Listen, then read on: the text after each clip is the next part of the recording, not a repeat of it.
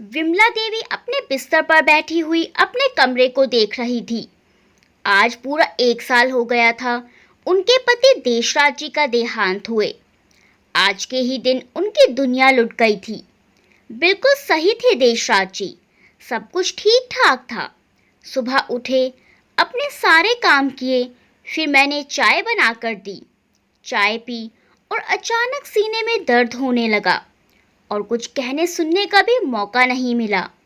बस 10 मिनट में सब कुछ खत्म हो गया और मेरी दुनिया उजड़ गई। घर ही में उनकी गर्दन एक तरफ लुढ़क गई थी, लेकिन फिर भी हम जल्दी जल्दी उन्हें डॉक्टर के पास लेकर पहुंचे। डॉक्टर ने कहा, अब इनमें कुछ भी नहीं बचा, आप इन्हें घर ले जाइए। हम इन्हें घर ले आए। मैं तो जैसे अपने होश ही खो बैठी थी। अचानक यह सब क्या हो गया था। मेरे दिल के 1000 टुकड़े हो चुके थे। मुझे सारी धरती हिलती हुई महसूस हो रही थी। मुझे आकाश नीचे गिरता हुआ दिखाई दे रहा था और मेरे पैर थर थर कांप रहे थे। मेरे पैर जैसे जमीन पर नहीं रखे जा रहे थे। मैं लड़खड़ा कर चल रही थी। मुझे 2 लोगों ने पकड़ रखा था और वे मुझे लेकर चल रहे थे। मुझे ऐसा लग रहा था जैसे मेरे पैर जमीन पर घसीटते जा रहे हों। बस 10 मिनट के अंदर ही मेरी दुनिया उजड़ गई। मैंने कभी सपने में भी नहीं सोचा था कि मुझे देशराज जी के बिना जीना पड़ेगा। उनके होते हुए तो मुझे कभी कोई टेंशन नहीं थी। वह मेरी हर चीज़ का ध्यान रखते थे, घर की हर एक चीज़ का ध्यान रखते थे। अब अकेले सूने कमरे में अकेली बैठी रहती हूँ मैं। विमला देवी यह सब सोच रही थी कि तभी उनकी बड़ी बहू आती है और उनसे कहती है, माँ जी खाना बन गया है, खाना खा लीजिए। विमला देवी जी खाने के लिए बाहर आती हैं तो देखती हैं थाली में 2 सूखी रोटी और सूखी सब्जी थी। जब देशराज जी जिंदा थे तब सब्जी के साथ दाल भी ज़रूर बनती थी। दाल के साथ थोड़े से चावल लेना भी वो पसंद करते थे और दही का तो उनको बहुत शौक था। थाली में जब तक दही ना हो तो वो खाना ही नहीं खाते थे और सूखी रोटी को तो हाथ भी नहीं लगाते थे। आज थाली से यह सब कुछ गायब हो गया था क्योंकि सब कुछ बच्चों के हाथ में जो आ गया था। विमला देवी जी के 2 बेटे हैं, उनके कोई बेटी नहीं है। दोनों बेटे उनके साथ ही रहते हैं। दोनों बेटों की शादी हो चुकी है। दोनों बेटों के पास एक एक बेटा है। विमला देवी के बड़े बेटे का नाम अजय है तो छोटे बेटे का नाम विकास है। दोनों बेटे जॉब करते हैं, सुबह को जाते हैं और शाम को लौटते हैं। दोनों बेटों की रसोई अलग अलग है। एक बहू दोपहर को खाना देती है तो एक बहू शाम को खाना देती है। दोनों बहुएं विमला देवी जी को कुछ नहीं कहती हैं। दोनों बेटे भी विमला देवी को कुछ नहीं कहते हैं। वह ऑफिस से आते हैं तो सीधा अपने कमरे में चले जाते हैं। जब भी आते हैं तो उनके हाथ में कुछ न कुछ सामान ज़रूर होता है, जिसे लेकर वह सीधे अपने कमरे में चले जाते हैं। दोनों बहुएं कभी सास के पास बैठती तक नहीं। 2 बातें करना तो बहुत दूर की बात। हमेशा अपने कमरे में घुसी रहती हैं और फ़ोन पर व्यस्त रहती हैं। ज़रूरत के वक्त ही कमरे से बाहर आती हैं।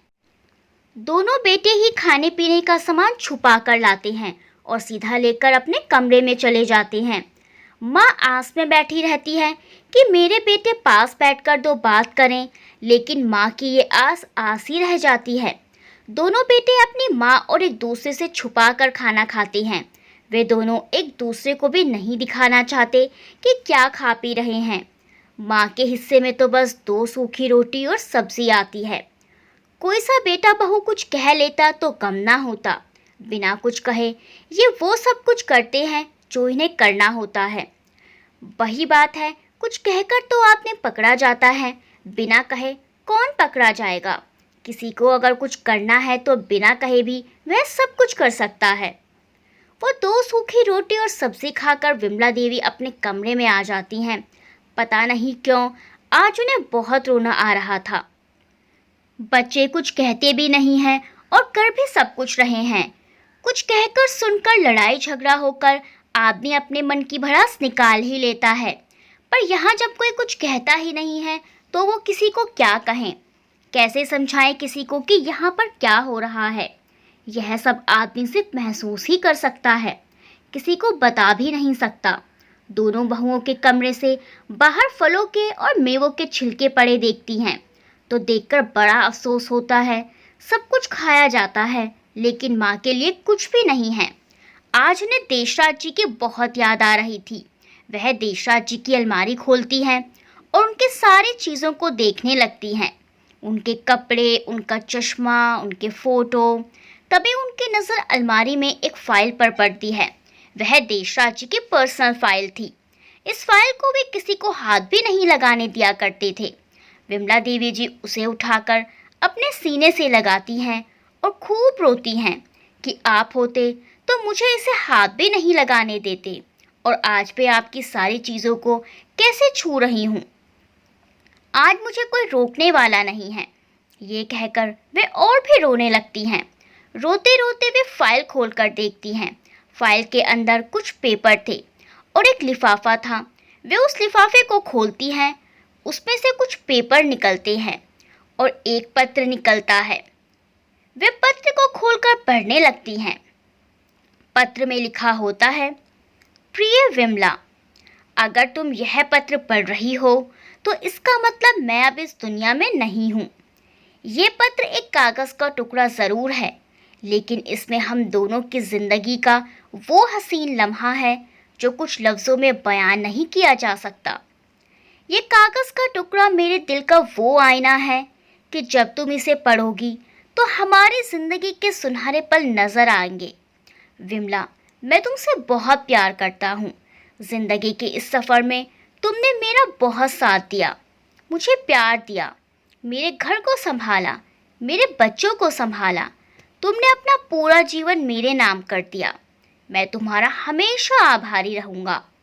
तुमने हर सुख दुख में मेरा साथ दिया, कभी मुझे परेशान नहीं किया, हमेशा मेरा कहा माना और एक अच्छी पत्नी और अच्छी बहू बनकर दिखाया, एक अच्छी माँ बनकर दिखाया। जो तुमने मेरे लिए और मेरे बच्चों के लिए किया है, अगर मैं तुम्हें अपना सब कुछ भी दे दूँ, जब भी तुम्हारा रण नहीं उतार सकता। इसीलिए जाते जाते अपने दिल का छोटा सा टुकड़ा तुम्हें दिए जा रहा हूँ। विमला, आजकल का वो समय चल रहा है, उसमें बच्चों से उम्मीद रखना अपने आप को धोखा देने के समान है। हो सकता है मेरे जाने के बाद बच्चे तुम्हारा ध्यान रखें, लेकिन अगर उन्होंने ऐसा नहीं किया तो तुम्हारा क्या होगा। इसीलिए बच्चों को सभी बातें बताना ज़रूरी नहीं है। गांव में हमारी ज़मीन थी जिसके बारे में बच्चों को नहीं पता था। वह बेचकर मैंने एक प्लॉट ले लिया था। वह प्लॉट मैंने तुम्हारे नाम कर दिया है। उसके पेपर तुम्हें इस पत्र के साथ मिल जाएंगे। मेरे जाने के बाद अगर बच्चे तुम्हारा सही से ध्यान रखें तो वह प्लॉट तुम बच्चों को दे देना, और अगर बच्चे तुम्हारा ध्यान ना रखें तो उस प्लॉट को बच्चों को मत देना। उस प्लॉट को बेचकर तुम अपना खर्चा आराम से चला सकती हो। मेरे जाने के बाद तुम्हें डरने की, घबराने की और रोने की बिल्कुल भी ज़रूरत नहीं है। मैं इस दुनिया में ना होकर भी हमेशा तुम्हारे साथ रहूँगा। जो औरत इस दुनिया में बच्चों को पैदा करके ला सकती है, वह कुछ भी कर सकती है। तुम अपने को कभी कमज़ोर मत समझना। हिम्मत से काम लेना और अपने जीवन को जीने की नई राह तलाश करना। तुम सब कुछ कर सकती हो विमला। जब तुम बच्चों को पाल पोस कर बड़ा कर सकती हो तो तुम दुनिया का हर काम कर सकती हो। मुझे पता है इस पत्र को पढ़ते हुए तुम रो रही हो विमला। रोना मत विमला, अपने आंसू पोंछो और जो साहस मेरे जाने से चला गया है उस साहस को वापस लेकर आओ और अपना जीवन सही तरीके से जियो। तभी मेरी आत्मा को शांति मिलेगी। मैं हमेशा तुम्हारे साथ हूँ विमला। पत्र पढ़कर विमला उस पत्र को अपने सीने से लगाकर बहुत रोती है और बहुत रोने के बाद विमला अपने आंसू साफ करती हैं। उससे अपने अंदर एक नई ऊर्जा का संचार महसूस होता है। उसे ऐसा लगता है जैसे उसके अंदर बहुत साहस और हिम्मत आ गई है। विमला जी प्लॉट के पेपर्स को संभाल कर रख लेती हैं। अगले दिन विमला जी अपने भाई के घर जाती हैं, जो कि एक वकील भी है। अपने भाई को उन प्लॉट के पेपर्स दिखाती हैं। बिल्कुल सही होते हैं। वे भाई के साथ उस प्लॉट को देख कर आती हैं। उस प्लॉट की कीमत अब करोड़ों में थी और प्लॉट भी काफ़ी बड़ा था। विमला देवी अपने भाई से सलाह मशवरा करती हैं। विमला देवी जी के भाई सलाह देते हैं कि इसमें से थोड़ा सा प्लॉट बेचकर आप इस प्लॉट पर नीचे दुकानें बना सकती हैं और ऊपर घर बना सकती हैं। दुकान किराए पर चढ़ जाएंगी और उसके किराए से आपका जीवन निर्वाह अच्छे से हो जाएगा। विमला देवी जी को यह बात जच जाती है। विमला देवी जी घर वापस आती हैं। विमला जी के अंदर अब बहुत साहस आ गया था। उन्हें अब बिल्कुल भी डर नहीं लग रहा था। उनके पति ने इस दुनिया से जाने के बाद भी बहुत हिम्मत दे दी थी। विमला देवी जी अपने दोनों बेटों को बुलाती हैं और कहती हैं, अजय और विकास, मेरे बच्चों, मैं जानती हूँ कि तुम्हारी इतनी कमाई नहीं है, लेकिन फिर भी मेरे भी कुछ खर्चे हैं। खाने के अलावा मुझे भी खर्चे के लिए पैसे चाहिए होते हैं।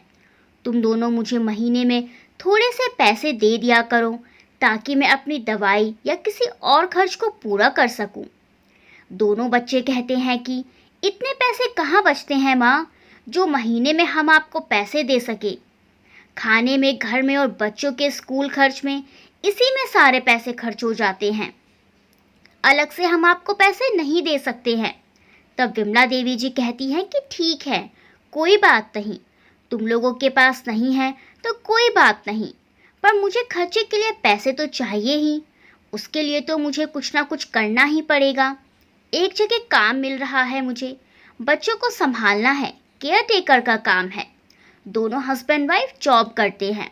मैं सुबह चली जाया करूँगी और शाम को आ जाया करूँगी। मेरा टाइम भी कट जाया करेगा और पैसे भी मिल जाया करेंगे। मैं अपना खर्च भी आराम से उठा लिया करूँगी। भाई के जान पहचान के लोग हैं। ठीक है, मगर मामा जी ने कहा है तो आप जा सकती हैं। बच्चे यह कहकर चले जाते हैं। अब रोज़ विमला जी सुबह जाती हैं और शाम को आती हैं। विमला जी अपने प्लॉट का थोड़ा सा हिस्सा बेच देती है और अपने प्लॉट पर काम शुरू करवा देती हैं। सारा काम उनके भाई संभाल लेते हैं। विमला जी सुबह ही अपने प्लॉट पर जाकर बैठ जाती हैं और काम अपने देखरेख में करवाती हैं। कुछ ही दिनों में कंस्ट्रक्शन का सारा काम पूरा हो जाता है और नीचे दुकानें बन जाती हैं और ऊपर घर बन जाता है और बाकी का सारा काम भी उनके भाई कंप्लीट करवा देते हैं। विमला देवी जी का एक बहुत खूबसूरत बड़ा घर बनकर तैयार हो जाता है। नीचे की दुकानें विमला देवी जी किराए पर चढ़ा देती हैं। विमला जी किराए से अपना खर्च उठाना शुरू कर देती हैं। अगर विमला जी उस प्लॉट के बारे में अपने बच्चों को बता देती तो वे दोनों उस प्लॉट को आधा आधा बांट लेते और विमला देवी जी पाई पाई के लिए फिर से तरस जाती। बच्चों के इतने खर्चे होते हैं तो क्या बूढ़े माँ बाप के कोई खर्च नहीं होते, जबकि बुढ़ापे में तो खर्च और ज़्यादा होते हैं। रोज़ाना दवाई लेनी पड़ती है, कुछ फल फ्रूट खाने पड़ते हैं, इतना अच्छे से ध्यान रखना पड़ता है, तभी तो बूढ़ी हड्डियाँ चल पाती है।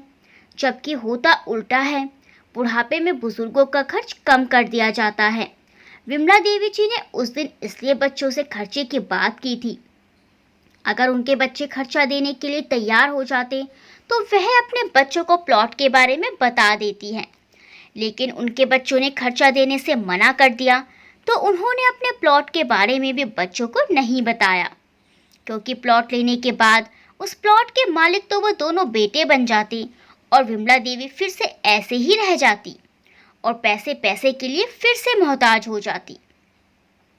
उनके बच्चों ने तो खर्च ना देकर उनको ही काम करने को कह दिया। ऐसी औलाद से उम्मीद ही क्या की जा सकती है आखिर। एक दिन रविवार का दिन होता है। दोनों बेटे घर पर होते हैं तो विमला जी अपने दोनों बेटों को कहती हैं कि बच्चों, मेरे साथ चलो, तुम्हें कुछ दिखाना है। बेटे कहते हैं, क्या दिखाना है माँ? तुम सब मेरे साथ चलो, वहाँ चलकर पता चल जाएगा। दोनों बेटे अपनी अपनी बीवियों को लेकर माँ के साथ चलते हैं। माँ उन्हें अपने घर लेकर आती हैं जो उन्होंने खुद बनवाया था। उस घर दो बूढ़े दंपति और विमला जी के भाई बैठे हुए थे। दोनों बेटे पूछते हैं कि माँ, यह घर किसका है और मामा जी यहाँ क्या कर रहे हैं और ये कौन लोग बैठे हैं? तो माँ कहती है, ये मेरा घर है। यह सुनकर दोनों बेटे तो चौंक जाते हैं। आपका घर? यह आप क्या कह रही हो माँ? यह घर आपके पास कहाँ से आया? किसने दिया? तब माँ कहती है कि यह घर मुझे तुम्हारे बाबूजी ने दिया है। तुम्हारे बाबूजी को पहले ही लग गया था कि अगर मैं इस दुनिया से पहले चला गया तो तुम लोग अपनी माँ के साथ ऐसा ही बर्ताव करोगे, अपनी माँ को पैसे पैसे के लिए तरसाओगे। इसीलिए तुम्हारे बाबूजी ने मेरे लिए यह प्लॉट ले लिया था। मैं कहीं काम करने नहीं जाती थी, मैं अपने इसी प्लॉट पर आती थी। मैंने इस प्लॉट का थोड़ा सा हिस्सा बेचकर नीचे दुकानें बनवाई हैं और ऊपर घर बनवाया है। मैं तुम लोगों से उस दिन खर्चे के लिए कहा था, लेकिन तुम दोनों ने मना कर दिया। अगर तुम मुझे खर्चा देने के लिए तैयार हो जाते तो प्लॉट में तुम दोनों को दे देती, लेकिन अफसोस तुम्हारे पास तो तुम्हारी माँ के लिए कुछ भी नहीं है। तुमने तो अपने ही खर्चे मुझे गिना दिए। तुम अपने भी तो खर्चे पूरे करते हो ना। अगर माँ को भी थोड़े से पैसे दे देते तो क्या हर्ज हो जाता? पैसे तो फिर भी बहुत दूर की बात है। तुम्हारे पास तो अपनी माँ को देने के लिए ज़रा सा वक्त भी नहीं है। मुझे सारा दिन हो जाता है अकेले बैठे बैठे। बहुओं को क्या कहा जा सकता है जब अपनी ही पेट की औलाद ऐसी हो तो? वो तो फिर भी गैर पेट की हैं। मैं तो तुम्हारी माँ हूँ। 9 महीने कोख में रखा है मैंने तुम दोनों को। जब तुम्हें ही अपनी बूढ़ी माँ का एहसास नहीं हुआ कि वो उसे भी किसी अच्छी बुरी चीज़ को पूछ लें, 2 पल उसके पास भी बैठकर देख लें कि बूढ़ी माँ के कुछ अरमान होंगे, कुछ कहना चाहती होंगी, लेकिन तुम्हें तो अपनी ही अल्फेकड़ों से फुर्सत नहीं है। माँ को तो क्या देखोगे? वो तो बहुत अच्छा हुआ कि मेरे पति जाने से पहले मेरा पूरा इंतज़ाम करके गए हैं। अब मैं तुम्हारी मोहताज नहीं हूँ। मेरे भी कुछ अरमान हैं, मुझे भी सहारा चाहिए जो तुम लोगों ने मुझे नहीं मिलना था। अब तुम लोगों से तो मिला नहीं, लेकिन ये लोग जिन्हें बैठे हुए तुम देख रहे हो, ये भी वही लोग हैं जिनकी औलाद ने इन्हें घर से निकाल दिया है, जिनके पास सर छिपाने को भी जगह नहीं है। हम ही एक दूसरे का सहारा हैं, हम ही एक दूसरे के सुख दुख के साथी हैं। इसीलिए मैंने फैसला किया है कि मेरे घर में मेरे साथ मुझ जैसे लोग ही रहेंगे जो औलाद के होते हुए भी तन्हा हैं, और इस घर के द्वार उन्हीं लोगों के लिए खुले हैं जो औलाद के सताए हुए हैं। विमला जी की बातें सुनकर दोनों बेटे बहू अपनी माँ से माफ़ी मांगते हैं और कहते हैं कि माँ, हमसे गलती हुई है। हम अपनी ज़िंदगी में इतने व्यस्त हो गए थे कि भूल ही गए थे कि हमारी एक माँ भी है जिसने हमें ये जीवन दिया है, और अपनी माँ को अपने साथ ही रहने की ज़िद करते हैं। लेकिन विमला देवी जी कहती हैं, मेरे बच्चों, मुझे तुमसे अब कोई शिकायत नहीं। मैंने तुम्हें माफ़ कर दिया है। तुम अपने जहाँ में खुश रहो, मैं अपने जहाँ में खुश हूँ। मेरा संसार अब यही है। मेरी जितनी भी सांसें बची हैं मैं यहीं लेना चाहती हूँ। विमला देवी जी की बातें सुनकर वहाँ बैठे बूढ़े दंपति और विमला देवी के बच्चों की आंखों में आंसू आ जाते हैं, और विमला देवी जी के भाई बोलते हैं कि अपने बहन के इस फैसले में मैं उनका सम्मान करता हूँ। मेरी बहन ने जो किया वो काबिले तारीफ है। इसी बात पर वहाँ जमा सभी लोग विमला देवी का जोरदार तालियों से सम्मान करते हैं। इस तरह विमला देवी अपने घर में औलाद के बर्ताव से दुखी लोगों के साथ जीवन व्यतीत करने लगी। सभी लोग खुशी खुशी अपना जीवन बिताने लगे और एक दूसरे का सहारा बनकर एक दूसरे को संभालने लगे। दोस्तों, इस कहानी के बारे में आपकी क्या राय है कमेंट सेक्शन में ज़रूर बताएं, और वीडियो को लाइक करना बिल्कुल भी ना भूलें। मिलते हैं अगली वीडियो में एक अच्छी सी कहानी के साथ। तब तक के लिए बाय बाय।